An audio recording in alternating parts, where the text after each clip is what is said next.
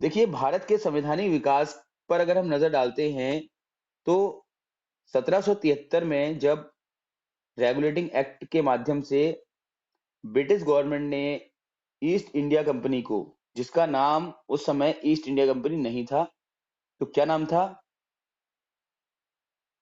The company of the governor, नहीं, the governor and company of merchant trading into the East Indies, ये उसका पूरा नाम था। तो जिन्होंने आरंभ से ही ये यूरोपीय कंपनियों का आगमन पढ़ा है तो उनको ये नाम याद होगा, अगर नहीं है तो आप प्लीज रिकॉल कर लीजिएगा। तो उस कंपनी को भारत में पहले व्यापारिक कार्य करने की अनुमति दी थी।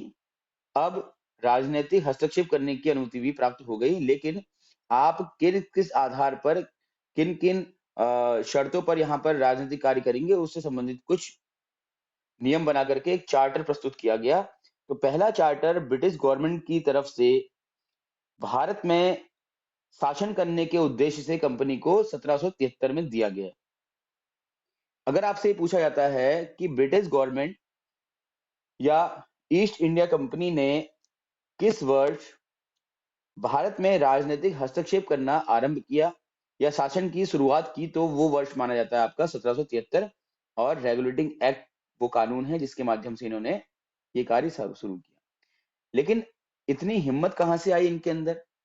क्या इनके अंदर इतनी क्षमताएं थी कि ये भारत के राजाओं को हरा करके उनकी मर्जी के खिलाफ भारत की राज व्यवस्था में अपना हस्तक्षेप करें या भारत में अपने नियम कानून चला सके?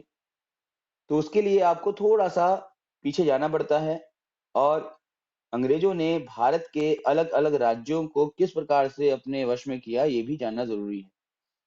तो कुछ युद्ध ऐसे हैं जिनमें इन्होंने भारत के जो प्रमुख देश वो राज्य थे उनके राजाओं को पराजित किया।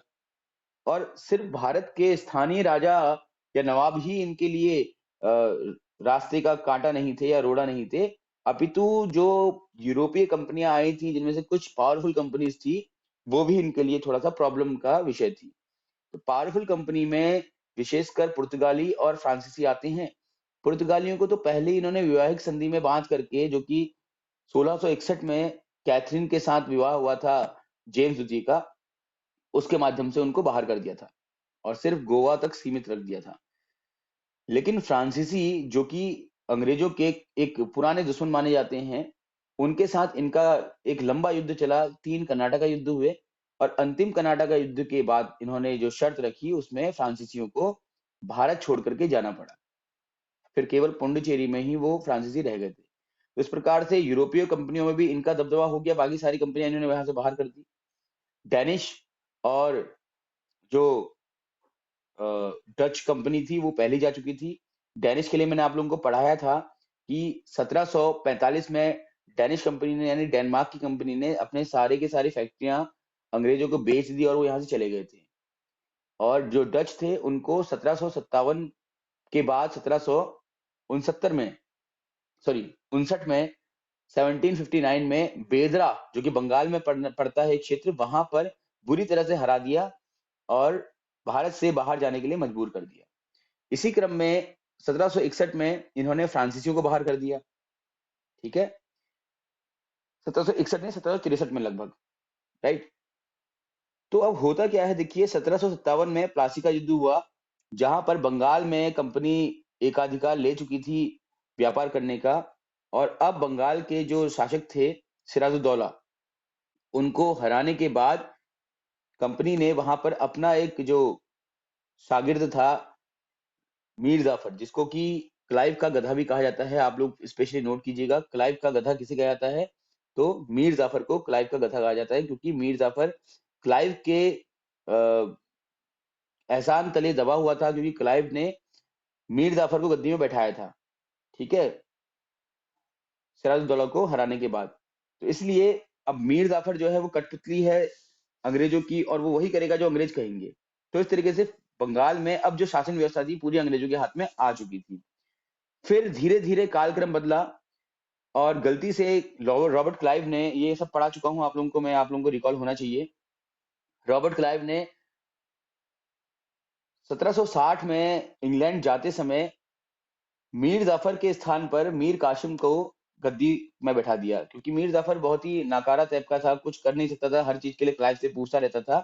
तो मीर कासिम थोड़ा सा उससे बोल्ड था, फैसले ले पाता था, तो मीर कासिम को बैठाया और मीर कासिम इतना बोल्ड निकला कि उसने गद्दी में बैठने के बाद अंग्रेजों का जो राजनीतिक हस्तक्षेप था उसको बंद करवा दिया, जिससे नाराज होकर के अंग्रेजों ने दोबारा से मीर जाफर को गद्दी में बैठा करके मीर कासिम को बाहर कर दिया। लेकिन मीर कासिम की दबंगई देख करके और मीर कासिम का जो एक प्रभाव देख करके वहां बंगाल की सेना की एक टुकड़ी मीर कासिम के साथ रही और मीर कासिम ने अवध के नवाब सुजाउद्दौला और तात्कालिक मुगल सम्राट शाह आलम द्वितीय के साथ मिलकर के अंग्रेजों के खिलाफ बक्सर का युद्ध छेड़ दिया।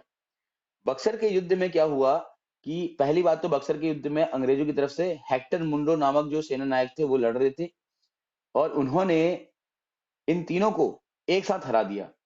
अब देखिए बंगाल, दिल्ली, क्योंकि दिल्ली तो पूरे भारत में राज कर रही है ना, और अवध, ये तीन बड़े प्रांत जो है वो अब हेक्टर मुंडो द्वारा जीत लिए गए, अंग्रेजों द्वारा जीत लिए गए। तो इनको हेक्टर मुंडो की या कहें कि अंग्रेजों की शर्तें माननी थी। तो शर्त में इनसे इनके राज्य में पूरी तरह से एकाधिकार प्राप्त कर लिया गया। दो इलाहाबाद की संधियां हुई। पहली संधि शाह आलम द्वितीय के साथ हुई, जहां पर शाह आलम द्वितीय से अंग्रेजों ने बंगाल, बिहार और उड़ीसा तीन बड़े प्रांतों की दीवानी प्राप्त कर ली कि वहां पर अब जो भी काम होगा हम देखेंगे उसको, आप हस्तक्षेप नहीं करेंगे, बस आपको थोड़ा पैसा दे दिया जाएगा, उसमें आप खुश रहिएगा। इसी प्रकार से अवध के साथ जो संधि हुई, सुजाउद्दौला के साथ जो संधि हुई, इलाहाबाद की द्वितीय संधि, उसमें फिर जो अंग्रेज थे उन्होंने दो प्रांत छोड़ करके, कड़ा और इलाहाबाद, बाकी सारा का सारा जो एरिया था वो इनको वापस कर दिया, दो अपने पास रख लिए। ठीक, लेकिन बाद में एक और संधि हुई, बनारस की संधि, उसमें इन्होंने क्या किया, पैसा लेकर के 50 लाख लेकर के वो जो क्षेत्र इनसे लिए थे वो भी वापस कर दिए। कुल मिलाकर के ये है कि जैसा ये चाहे वैसा ये कर लें, मतलब अंग्रेज जो चाह रहे थे वो कर ले रहे थे। इस प्रकार से अब अंग्रेजों के अंदर कॉन्फिडेंस बढ़ने लगा कि अब हमसे कोई राजा कुछ मना नहीं करता, हम जैसा चाहते वैसा उसको चला लेते हैं। ठीक है, तो कम से कम उत्तर भारत में तो इनका एकाधिकार होने लग गया। और ये बात दिखा करके या इस बात से संतुष्ट करा करके इन्होंने ब्रिटिश गवर्नमेंट से या ब्रिटिश पार्लियामेंट से एक चार्टर प्राप्त कर लिया, जिसको हम रेगुलेटिंग एक्ट के नाम से जानते हैं 1773 में। और उसके बाद फिर अंग्रेजों का या कहीं की कंपनी का भारत में राजनीतिक हस्तक्षेप स्टार्ट हो गया। ठीक, और यहीं से भारत का संवैधानिक विकास भी होता है, क्योंकि पहला कानून ही भारत में, चाहे वो अंग्रेजों की तरफ से आया, लेकिन कानून तो आया ना। इससे पहले तो स्थानीय राजा अपने अपने राज्यों में, अपने अपने प्रांतों में अपने अपने अलग कानून चला रहे थे। जैसे बंगाल का कानून अलग चल रहा होगा, बिहार का कानून अलग चल रहा होगा, यूपी का कानून अलग चल रहा होगा, कश्मीर का अलग चल रहा होगा, पंजाब का अलग, तो हर जगह अलग चल रहा था। कहीं पर भूमि कर कुछ है, टैक्स कुछ है, कहीं पर जो सजा है किसी भी पर्टिकुलर क्राइम के लिए वो कुछ अलग है, तो हर जगह अलग कानून चल रहा था। तो अब 1773 के बाद कुछ सिविल कोड आने शुरू हो गए। ठीक है, संविधान का मतलब ही क्या होता है कि जिस पूरे क्षेत्र में वो संविधान लागू है, उस क्षेत्र में एक समान शर्तें मानी जाएंगी। समझ रहे हैं ना इस बात को आप लोग, राइट? तो इसी प्रकार से 1773 के जो रेगुलेटिंग एक्ट है उसको संविधान का, हमारे भारतीय संविधान का पहला चरण माना जाता है। अब आइए जानते हैं इसके बारे में। भारत का संवैधानिक विकास ब्रिटिश ईस्ट इंडिया कंपनी के अंतर्गत पारित अधिनियम, जो कि 1773 से लेकर के 1833 तक हुए। इसके बाद ब्रिटिश ताज के अंतर्गत जो नियम है वो 1858 से 1947 तक। तो ये थोड़ा सा करेक्शन यहाँ पर कर लीजिएगा आप कि कंपनी के शासन में 1773 से लेकर के 1853 तक थे ये, 58 तक सॉरी। ठीक है, तो ये करेक्शन आप लोग कर लीजिएगा। 1883 लिखा हुआ है, 1858 होना चाहिए कि जब तक कंपनी का शासन रहा तब तक ये अधिनियम आए। ठीक है, और चार्टर के आने की शर्तें ये थी कि हर 20 साल में चार्टर रिवाइज होना था। आधुनिक भारत पढ़ाते हुए मैंने आपको ये बहुत अच्छे से बताया हुआ है। तो चलिए एक थोड़ा सा ड्रिल करते हैं। आप लोग सब पेन कॉपी पकड़िए अपने पास और ये कीजिए कि 1773 में प्लस 20 कीजिए, तो कितना आएगा 1793। 1793 में फिर प्लस 20 कीजिए, कितना आएगा 1813। 1813 में फिर +20 कीजिए, कितना आएगा 1833, और 1833 में फिर +20 कीजिए, कितना आएगा 1853। इस प्रकार से अगर आपसे कोई पूछे कि भारत में कंपनी द्वारा लागू या ब्रिटिश शासन द्वारा कंपनी के शासन में जो चार्टर लाए गए वो क्रमशः किस किस वर्ष आए थे, या फिर निम्न में से किस वर्ष चार्टर नहीं आया था, तो आप याद रखें, फिर 1773 को याद रखें, उसमें +20 20 करके आपको जितने भी 1853 तक चार्टर आ रहे हैं वो सब मिल जाएंगे। तो 20-20 साल के अंतर में ये सारे चार्टर आपको मिलते हैं। तो 1 2 3 4 5, कोई ये पूछे कि ब्रिटिश गवर्नमेंट के अंतर्गत कंपनी के शासन में कितने कुल चार्टर आए थे, तो 5 चार्टर आए थे। आप काउंट कर सकते हैं इनको, ठीक है। चलिए, ब्रिटिश ताज की हम बात करते हैं तो आपको जानकारी है कि 1857 की क्रांति के बाद, क्योंकि आप सब आधुनिक भारत पढ़ चुके हैं और अभी अभी आपने पढ़ा है, तो ये नॉलेज आपको है ही। नहीं पढ़ा है तो ये इसी चैनल में आपको पीछे से कुछ वीडियोस मिल जाएंगी जो कि हमने थोड़ा लेट स्टार्ट किए हैं, ठीक है।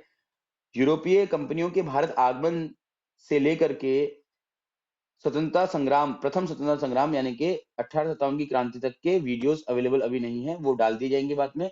उसके बाद के वीडियोस आप देख सकते हैं। तो 1758, जो कि 1757 की क्रांति के बाद ब्रिटिश क्राउन ने भारत का पूरा राज कंपनी के हाथों से छीन लिया, क्योंकि उनको ऐसा लगा कि कंपनी शासन नहीं चला पा रही है, इसीलिए इतना सारा विद्रोह हो रहा है। बड़ी मुश्किल से इस विद्रोह को हम रोक पाए हैं। अब आगे ऐसा ना हो, इसके लिए हमें खुद ही अपने स्तर से शासन करना पड़ेगा। कंपनी से इन्हें शासन छीन लिया और अब ब्रिटिश ताज के अंतर्गत अधिनियम आने लगे। तो ब्रिटिश ताज के अंतर्गत जो अधिनियम आए वो 1858 से लेकर के 1947 तक आए। अब यहाँ पर ये बात बहुत महत्वपूर्ण हो जाती है कि जब हम चार्टर की बात कर रहे थे तो वो तो हर 20 साल में आ रहे थे, लेकिन अब हम बात कर रहे हैं कि ब्रिटिश ताज के अंतर्गत जो अधिनियम पारित हो रहे हैं, क्या वो भी 20 साल में पारित होंगे? तो इसका उत्तर है नहीं। अब ऐसा नहीं है, क्योंकि अब जो सरकार है वो सीधे गवर्नमेंट ऑफ ब्रिटेन द्वारा ही संचालित की जा रही है।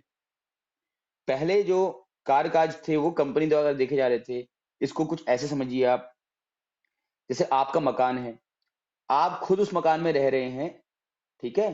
तो आपका जब मन करेगा तब आप उस मकान की रिनोवेशन कराएंगे, राइट। कुछ भी कमी आपको लगेगी मकान में तो आप तभी उसमें सही कराएंगे या चेंज करवाएंगे जब आपका मन करेगा, आपका पैसा होगा अपनी इच्छा अनुसार। लेकिन अगर आपने मकान अपना किराए पे दिया हुआ है तो आप क्या करते हैं, हर 11 महीने का, 1 साल का, 5 वर्ष का या 10 वर्ष का एग्रीमेंट बनाते हैं अपने किराएदार के साथ कि भाई 11 महीने बाद या 1 साल बाद जो किराया है वो इतने प्रतिशत बढ़ जाएगा। मकान में रहने की ये शर्तें हैं, आपको इतने बजे के बाद बाहर नहीं जाना है, ठीक है। घर में आपने मांस वगैरह नहीं लाने हैं। 2 लोगों को मकान दिया है तो 4 लोग मकान में नहीं रहेंगे। इस प्रकार की शर्तें आप क्या करते हो उसमें शामिल कर देते हैं। ऐसे ही तो होता है ना? यस और नो? ठीक है, यस। तो क्योंकि आपका जो मकान है आपने किराए में दे रखा है और किराएदार को किन नियमों का पालन करना है स्ट्रिक्टली, वो नियम आप बनाते हैं, राइट। उसी को चार्टर कहा जाता है, जिसको आप अभी लीगल एग्रीमेंट बोल देते हैं। तो इस प्रकार से जो ब्रिटिश ईस्ट इंडिया कंपनी थी वो एक प्रकार से किराएदार थी, और जो इंडिया की पूरी शासन व्यवस्था थी वो किसके हाथों में थी? ब्रिटिश गवर्नमेंट के हाथ में थी। तो ब्रिटिश गवर्नमेंट हर 20 साल में जो नियम बनाती थी उनको रिवाइज करती थी आवश्यकता के अनुसार, जो जो भी उनको जरूरत लगती थी, ठीक है। लेकिन जब ब्रिटिश गवर्नमेंट ने खुद उसको अपने हाथ में ले लिया, यानी कि किराएदार हटा करके मकान खुद अपने हाथ में ले लिया आपने, तो आपका जब मन करेगा तब आप उसमें चेंजेस करते रहेंगे। आपको लगा कि 1858 में आपने एक कानून बनाया है जिसमें कुछ कमियां लग रही, तो आप तुरंत आप 1860 में दूसरा कानून बना दीजिए। इस प्रकार से ब्रिटिश राज के अंतर्गत जो अधिनियम आए उसकी कोई समय सीमा तय नहीं की गई थी। तो यहां से क्लियर हो जाना चाहिए आप लोगों को। तो सबसे पहले प्रथम आयोग की नियुक्ति जो थी वो कब की गई होगी? ठीक है, मैकॉले को पत्र कब भेजा गया होगा, वुड डिस्पैच कब आया गया होगा, ये सारी बातें हमने इसमें चर्चा करनी है। तो देखिए 1858 में बंगाल का पहला गवर्नर बनकर के आए वॉरेन हेंस थी, और 1873 में रेगुलेटिंग एक्ट द्वारा बंगाल का गवर्नर इनको बनाया गया और 4 मंत्री भी इनके साथ शामिल किए गए। वो 4 मंत्री थे फ्रांसिस, क्लेवरिंग, क्लेवरिंग मानसन और बारविल, ठीक है। ये मंत्री इतने इंपॉर्टेंट नहीं, इनको याद नहीं करोगे चल जाएगा। अगर आप पीसीएस वगैरह की तैयारी कर रहे हैं, कि बड़े एग्जाम की तैयारी कर रहे हैं, वहां पर जरूरी है, बट आप क्योंकि स्क्रीनिंग का पढ़ रहे हैं या ग्रुप सी के लिए पढ़ रहे हैं तो वहां पर इतना इंपॉर्टेंट ये नहीं रहता। ठीक है, चलिए, तो सबसे पहले अब हम थोड़ा सा चर्चा कर लेते हैं रेगुलेटिंग एक्ट की। तो रेगुलेटिंग एक्ट के अंतर्गत क्या क्या था? देखिए, पहली बात तो ये कि इस अधिनियम में 3 प्रमुख बातें थी। पहली बात थी, मैं बहुत धीमी गति से बोल रहा हूँ, आप इसको लिख भी सकते हैं, ठीक है? मैंने पहले भी कहा है कि ये जो डॉक्यूमेंट है, ये सिर्फ कुछ-कुछ बातें इसमें शामिल की गई हैं, स्पष्ट नहीं भी लिखा होगा तो आप जो मैं बोल रहा हूँ उसको आप लिख लीजिएगा पॉज़ कर के। तो सबसे पहले जो कंडीशन थी या क्लॉज़ था वो ये था कि भारत में ईस्ट इंडिया कंपनी के कार्यों को नियमित और नियंत्रित करने की दिशा में ब्रिटिश सरकार द्वारा उठाया गया ये पहला कदम था।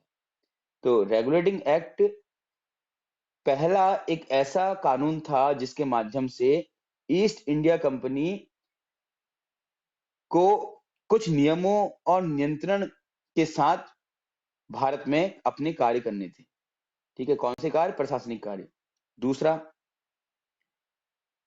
क्योंकि आपको मैं पहले बता चुका हूं कि ये पहला ऐसा एक्ट था जिसके माध्यम से अब कंपनी को भारत में प्रशासनिक और राजनीतिक कार्य करने की स्वतंत्रता प्राप्त हुई थी।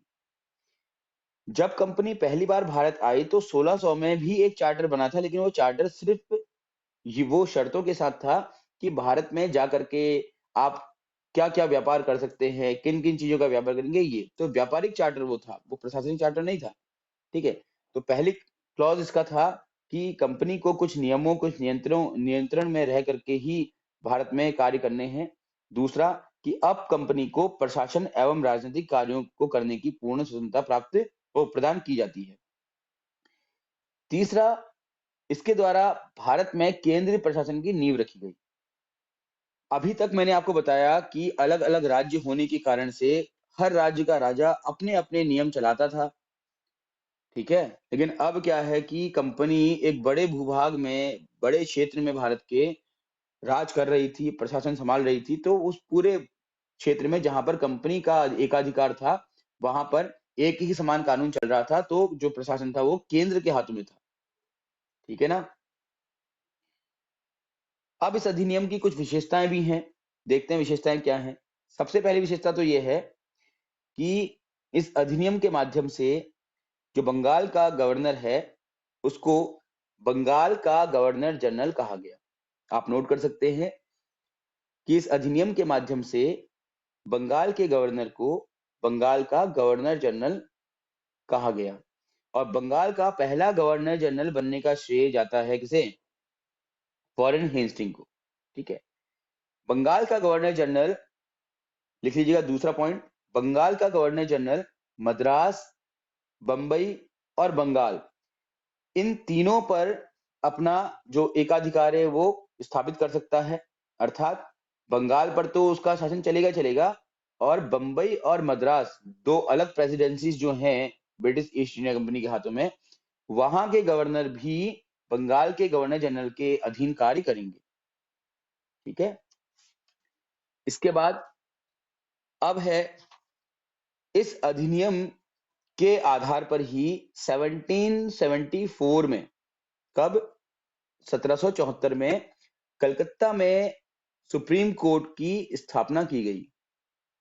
ठीक है, उच्चतम न्यायालय की स्थापना की गई, और इस उच्चतम न्यायालय में एक मुख्य न्यायाधीश के साथ 3 अन्य न्यायाधीश भी शामिल किए गए। तो याद रखना है कि 1774 में रेगुलेटिंग एक्ट के आधार पर ही कलकत्ता में एक उच्चतम न्यायालय की स्थापना की गई, और इसमें एक मुख्य न्यायाधीश के साथ 3 न्यायाधीश शामिल किए गए। फिर है नेक्स्ट, लिखिएगा आप लोग। अब इसके अंतर्गत जो कंपनी के कर्मचारी थे, उनको अपने निजी व्यापार करने की, या कहें कि व्यक्तिगत कुछ व्यापार करना चाहते हैं, और या फिर भारत के जो राजा हैं, जो धनाढ्य वर्ग हैं, वो उनसे उपहार लेना चाहते हैं, उनसे पैसा लेना चाहते हैं, तो वो पूरी तरह से प्रतिबंधित हो गया।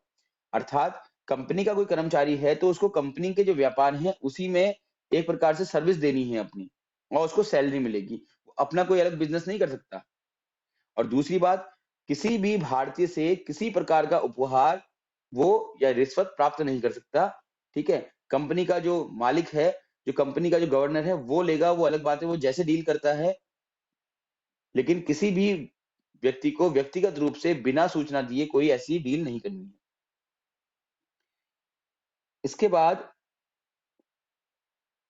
लास्ट है आपका, नोट कीजिएगा, इसी अधिनियम के अंतर्गत ब्रिटिश सरकार द्वारा कोर्ट ऑफ डायरेक्टर, जिसको हम कंपनी की गवर्निंग बॉडी भी कहते थे या कहते हैं, लिखिएगा, ब्रिटिश सरकार द्वारा या ब्रिटिश सरकार का कोर्ट ऑफ डायरेक्टर या कंपनी की गवर्निंग बॉडी के माध्यम से ही कंपनी पर नियंत्रण रखा गया या रखने की बात की गई। तो जो कोर्ट ऑफ डायरेक्टर होगा वो डायरेक्ट क्या होगा, ब्रिटिश पार्लियामेंट में होगा या ब्रिटिश गवर्नमेंट में होगा, और वो ये डिसाइड करेगा कि भारत में कंपनी कैसे काम कर रही है, उसका ऑब्जर्वेशन करेगा, और राजस्व यानी रेवेन्यू, नागरिक यानी सिटीजन, और सैन्य यानी के डिफेंस, ये तीन जो एरियाज हैं, कौन कौन से, revenue, citizen and defence, citizen को सिविल कह सकते हैं आप, इन तीनों की ही जो नॉलेज है, इंफॉर्मेशन है, वो ब्रिटिश गवर्नमेंट को देगा, ठीक है? तो ये था आपका पहला रेगुलेटिंग एक्ट 1773, यानी ब्रिटिश सरकार द्वारा कंपनी को नियंत्रित रखने के लिए जो पहला चार्टर बनाया गया वो। और इसके अंतर्गत क्या क्या था, एक बार फिर से आप लोग रिकॉल कर लीजिएगा। तो सबसे पहले आपको बताया था कि इसके माध्यम से अब कंपनी स्वतंत्र होकर के भारत में प्रशासन कर सकती है, लेकिन वो प्रशासन जो वो करेगी उसको कुछ कोड ऑफ कंडक्ट के अंतर्गत करना पड़ेगा, कुछ नियमों के अंतर्गत करना पड़ेगा, और नियमों का निर्धारण ब्रिटिश गवर्नमेंट द्वारा किया जाएगा। 1774 में इसी के माध्यम से एक सुप्रीम कोर्ट की स्थापना की गई, और उस सुप्रीम कोर्ट में एक मुख्य न्यायाधीश या चीफ जस्टिस और साथ में 3 अलग न्यायाधीश और रखे गए। साथ ही साथ ब्रिटिश गवर्नमेंट द्वारा एक कोर्ट ऑफ डायरेक्टर की स्थापना की गई, जिस कोर्ट ऑफ डायरेक्टर का काम था कि कंपनी द्वारा किए जा रहे कार्य पर निगरानी करना, और अगर कोई कमी होती है तो उसकी सूचना ब्रिटिश गवर्नमेंट को देना। लेकिन वो किस एरिया में निगरानी करेगा, किस एरिया में ऑब्जर्वेशन करेगा, तो एरिया थे रेवेन्यू, सिविल एंड डिफेंस, राजस्व, नागरिक और सैन्य मामले, ठीक है? और साथ ही साथ अब कोई भी व्यक्ति जो कंपनी से संबंधित है वो अपना स्वतंत्र व्यापार नहीं कर सकता। अगर वो स्वतंत्र व्यापार करता है तो उसको कंपनी से बाहर कर दिया जाएगा और वापस ब्रिटेन भेज दिया जाएगा, या फिर उसके खिलाफ कोई कानूनी कार्रवाई की जा सकती है। तो ये सब कुछ था आपका 1773 रेगुलेटिंग एक्ट के अंतर्गत। लेकिन जैसा कि आपको बताया कि भाई कोई भी कानून बनता है उसकी समीक्षा भी होती है, तो समीक्षा करने के उद्देश्य से 1784 में 1784 में एक पीस इंडिया एक्ट भारत में आया, ठीक है? तो पीस इंडिया एक्ट का जो काम था वो क्या था, 1773 रेगुलेटिंग एक्ट की कमियों को दूर करने के लिए संसद द्वारा एक संशोधित अधिनियम पारित किया गया, और इसके बाद पीस इंडिया एक्ट 1784 अस्तित्व में आया, ठीक है? अब ये अधिनियम जो था इसकी क्या विशेषताएं थी, इस पर हम थोड़ा सा नजर डालते हैं।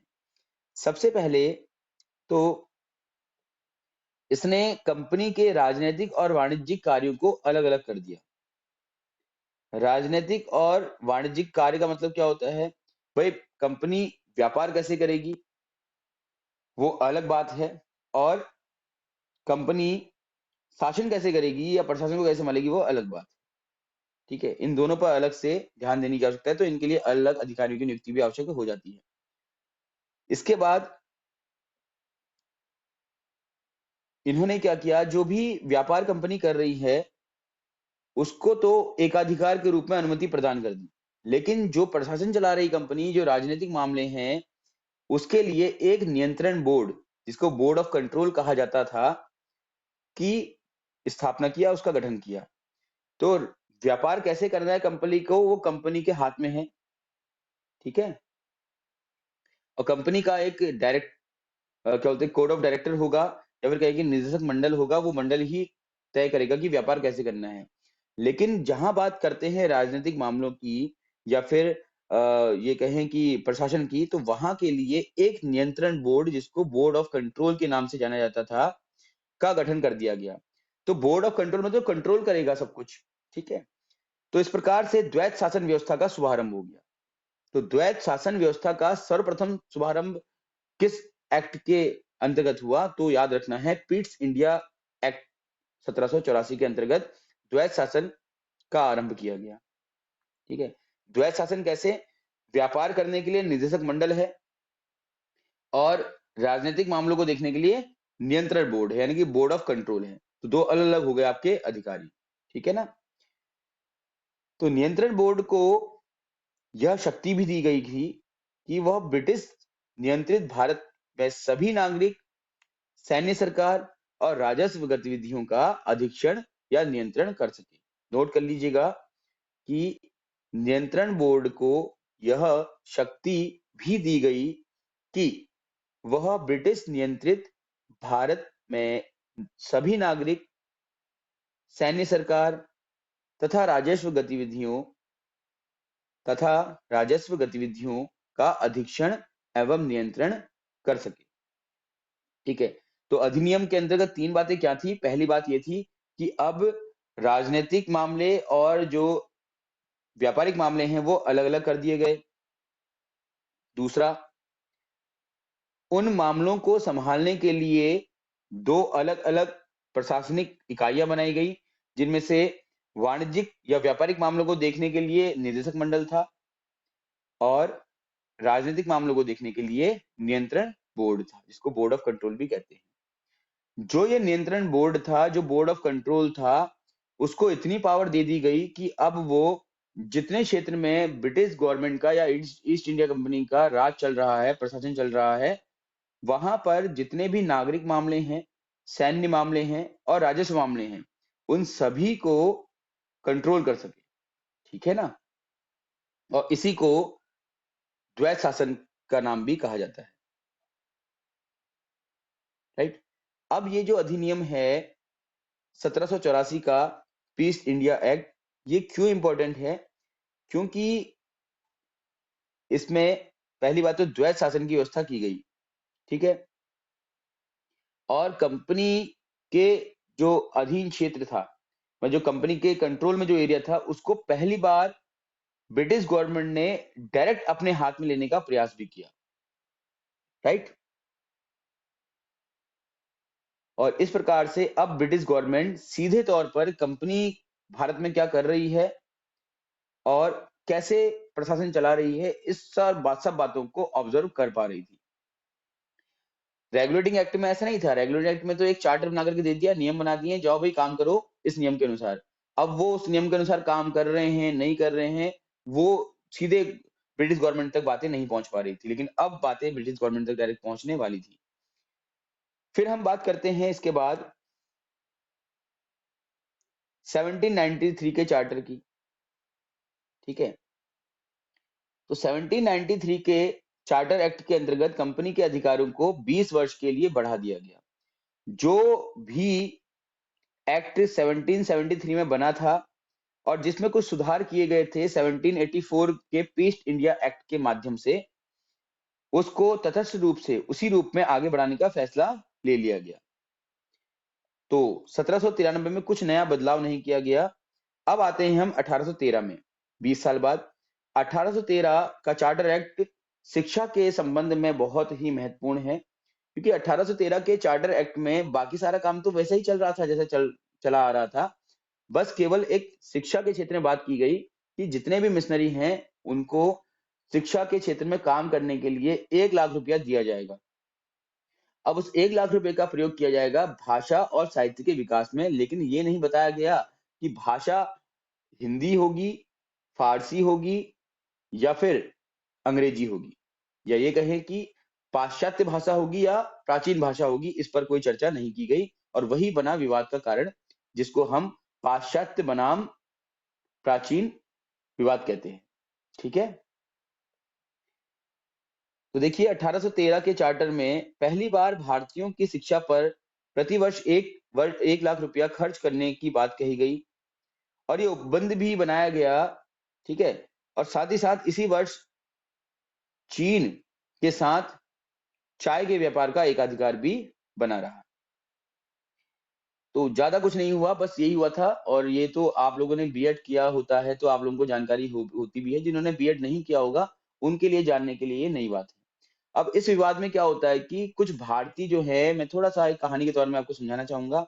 कुछ भारतीय हैं, भारतीय समाज सुधारक हैं, वो तो इस बात के समर्थक होते हैं कि हमें अंग्रेजी भाषा में शिक्षा देनी चाहिए, अंग्रेजी साहित्य पढ़ाना चाहिए। लेकिन उनका कारण ये रहता है कि अंग्रेजी साहित्य हमारे भारतीय लोग समझेंगे, अंग्रेजी भाषा का इनको ज्ञान होगा तो अंग्रेज जो कानून बना रहे हैं, उसको ये पढ़ सकेंगे, उसको समझ सकेंगे और फिर अंग्रेजों की साजिशें जो हैं उनको जान पाएंगे। एक दूरदर्शी योजना के तहत ये चाहते थे कि भारतीय लोग जो है वो अंग्रेजी साहित्य और अंग्रेजी भाषा का ज्ञान प्राप्त करें, जिनमें राजा राममोहन राय प्रमुख थे। लेकिन अंग्रेजों का जो उद्देश्य था वो ये था कि भारतीय लोग जब तक अपनी भाषा, अपने साहित्य, अपने धर्म से प्रेम करते रहेंगे तब तक ये विद्रोह करने की स्थिति में बने रहेंगे। तो हम इनको अंग्रेजी भाषा सिखाते हैं, अंग्रेजी साहित्य के माध्यम से अंग्रेजी जो हमारा जो कल्चर है, जो क्रिश्चियनिटी है, उसकी तारीफ करते हैं, उसकी बढ़ाइयाँ करते हैं और आकर्षित करते हैं इनको ताकि ये क्रिश्चियनिटी को एडॉप्ट करें। और जब ये सभी लोग हमारी संस्कृति को अपना लेंगे तो ये फिर हमारे में ढल जाएंगे और हमको ये किसी प्रकार से विद्रोह का सामना नहीं करना पड़ेगा। ये अंग्रेजों का मत था, उनका नजरिया था।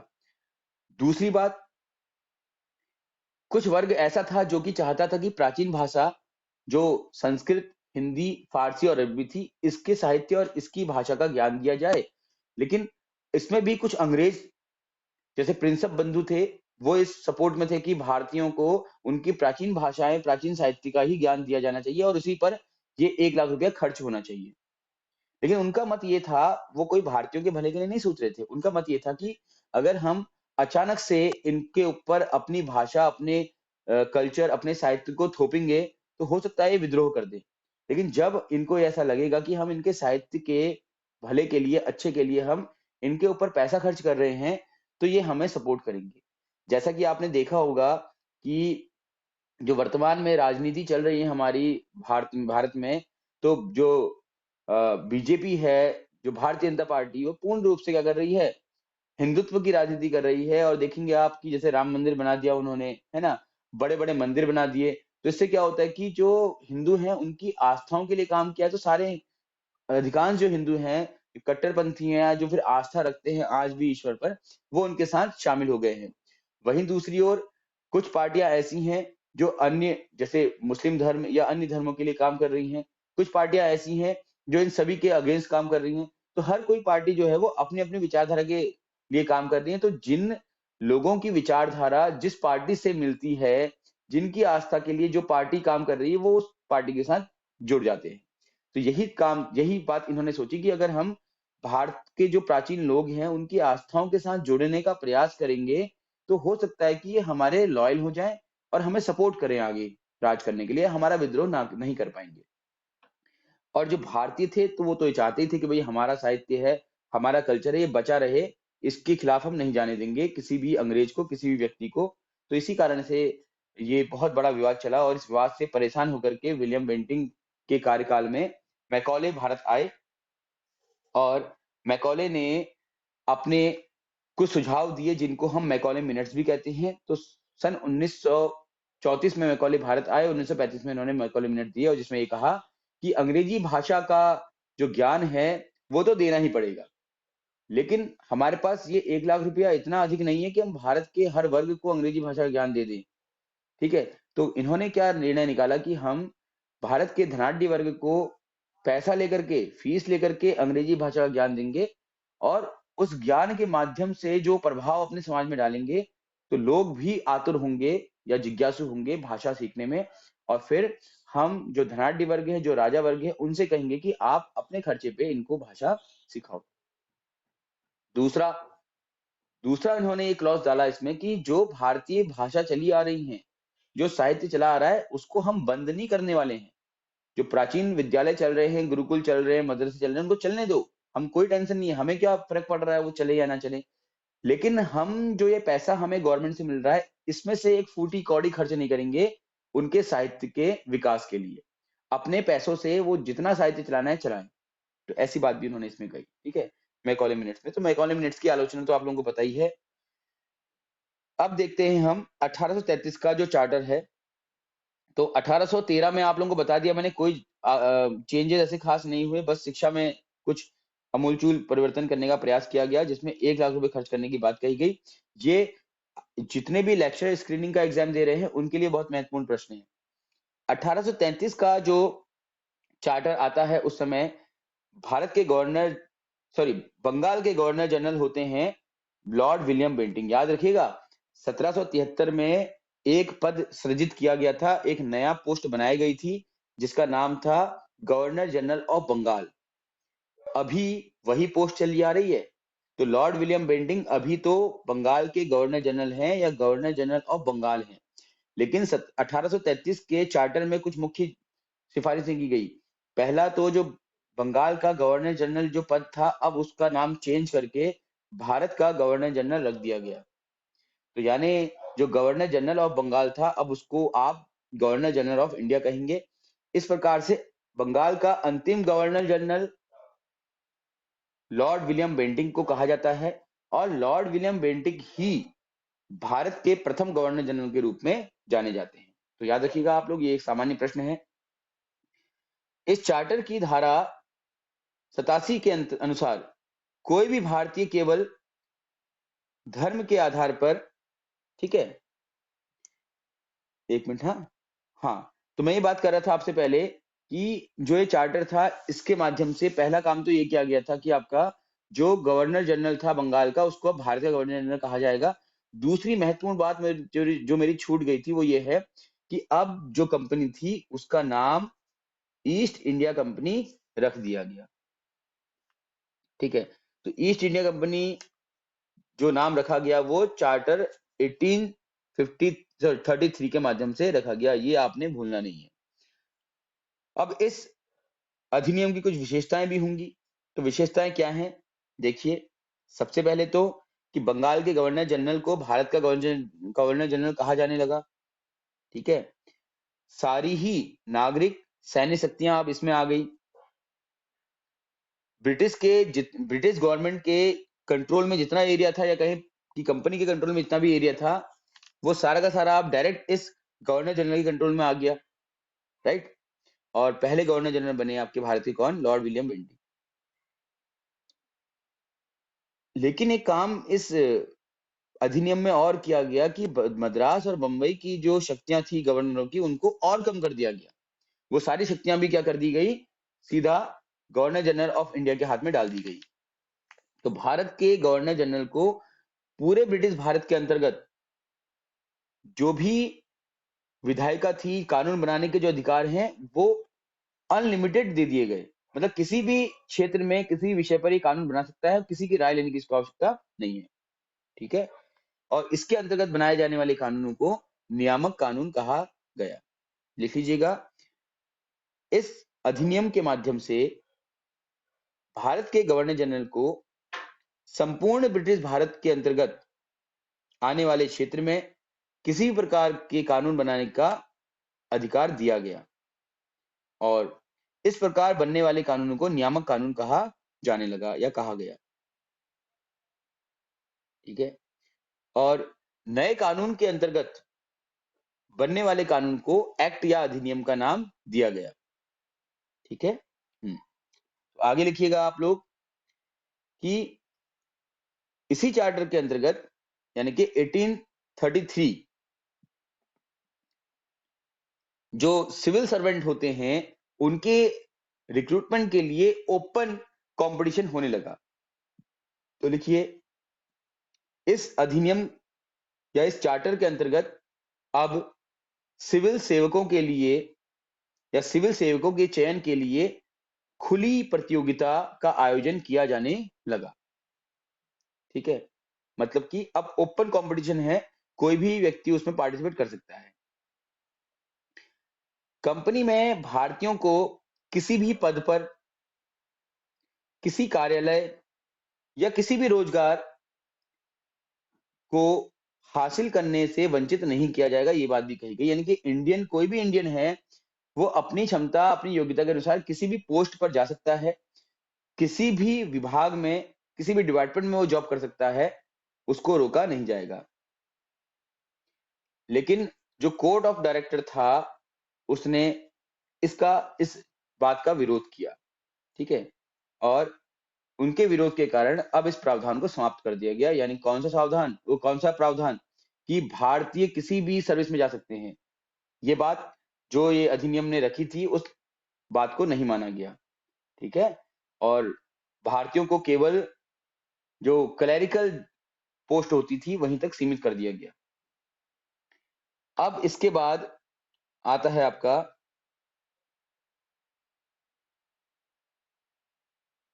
1853 का चार्टर अधिनियम। देखिएगा, 1853 के चार्टर अधिनियम के अंतर्गत विशेष परिवर्तन नहीं किए गए, किंतु किंतु इस अधिनियम में पहली बार गवर्नर जनरल की परिषद के विधायी एवं प्रशासनिक कार्यों को अलग कर दिया गया। देखिए, जो मैं बोल रहा हूं वो आपको इस डॉक्यूमेंट में नहीं दिखाई दे रहा होगा, इसलिए आपने वो कॉपी करना है, लिखना है खुद से, ठीक है? तो पॉज करते रहिएगा, लिखते रहिएगा, कोई प्रॉब्लम भी नहीं होनी चाहिए, ठीक है? तो लिखिएगा, इस अधिनियम के अंतर्गत पहली बार गवर्नर जनरल की परिषद के विधायी एवं प्रशासनिक कार्यों को अलग कर दिया गया, और अब परिषद में 6 नए पार्षद और जोड़े गए, जिन्हें विधान पार्षद कहा गया, ठीक है? तो इस प्रकार गवर्नर जनरल के लिए, भारत के गवर्नर जनरल के लिए एक नई विधान परिषद का गठन हो गया, जिसे भारतीय विधान परिषद कहा जाने लगा, ठीक है? और ये जो परिषद थी, ये एक प्रकार से वैसे ही काम करने लगी जैसे कि संसद करती है या विधानसभा करती है, राइट? दूसरी विशेषता थी इसकी कि इसने सिविल सेवकों की भर्ती और चयन के लिए खुली प्रतियोगिता व्यवस्था का शुभारंभ किया। देखिए, चार्टर 1833 में भी ये शुभारंभ किया गया था, लेकिन विरोध के कारण उसे बंद कर दिया गया। अब चार्टर 1853 में दोबारा से सिविल सेवकों की भर्ती के लिए या चयन के लिए खुली प्रतियोगिता की व्यवस्था कर दी गई, और इस प्रकार 1854 में भारतीय सिविल सेवा कोड बनाया गया कि भारतीय सिविल सेवा के लिए क्या-क्या नियम रहेंगे, और मैकॉले समिति को इसके लिए नियुक्त किया गया।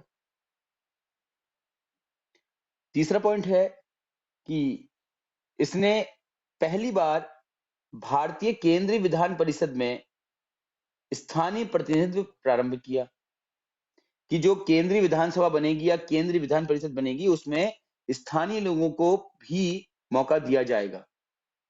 जैसे कि अगर माना हमारी संसद है, तो संसद में उत्तराखंड के भी कुछ एरिया से स्थानीय लोग वहां पर जाते हैं प्रतिनिधित्व करने के लिए, और अपनी जो समस्याएं होती है उनको रखते हैं।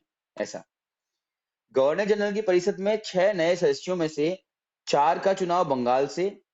ये बहुत इंपॉर्टेंट पॉइंट है, इसको आप याद रखिएगा। अच्छे एग्जाम्स के लिए ऐसे पॉइंट्स को याद रखना जरूरी होता है, और ये उस समय पता नहीं लगता है कि ये इतिहास का भाग है या फिर ये क्या है, राजनीतिक शास्त्र का भाग है। तो ये एक प्रकार से ऐतिहासिक पृष्ठभूमि है, तो इतिहास का ही पार्ट इसको समझिए। तो जो 6 नए सदस्य जोड़े जाने थे, आपको बताया था ना मैंने अभी थोड़ी देर पहले ना, तो उनमें से 4 तो सदस्य बंगाल से ही, जबकि एक एक सदस्य मद्रास, बंबई और आगरा से होना था, ठीक है? इसके बाद कंपनी ने इस शासन को विस्तारित कर दिया और भारतीय क्षेत्र को इंग्लैंड राजशाही के विश्वास के तहत कब्जे में रखने का अधिकार दे दिया। कंपनी ने जो ब्रिटिश गवर्नमेंट थी उसका कंट्रोल पूरी तरह स्वीकार कर लिया, और संसद द्वारा कंपनी का शासन किसी भी समय समाप्त कर दिया जा सकता है, इस बात को भी स्वीकार कर लिया। ठीक है? तो कंपनी जो शासन कर रही थी, उस शासन में कहीं न कहीं कुछ कमियाँ ब्रिटिश संसद को लग रही थी, तो इसलिए इन्हें इस अधिनियम में एक और क्लॉज़ जोड़ दिया कि संसद जब चाहे कंपनी के शासन को तत्काल प्रभाव से समाप्त कर सकती है। तो देखिए 1853 में ये क्लॉज़ जुड़ रहा है चार्टर में कि संसद के पास ये अधिकार है, वो तत्काल प्रभाव से कंपनी के शासन को समाप्त कर सकती है और 1858 में कंपनी के शासन को समाप्त भी कर दिया गया। समझ रहे हैं आप? तो ये दूरदर्शी के आधार पर ही ये क्लॉज़ इसमें जोड़ा गया था।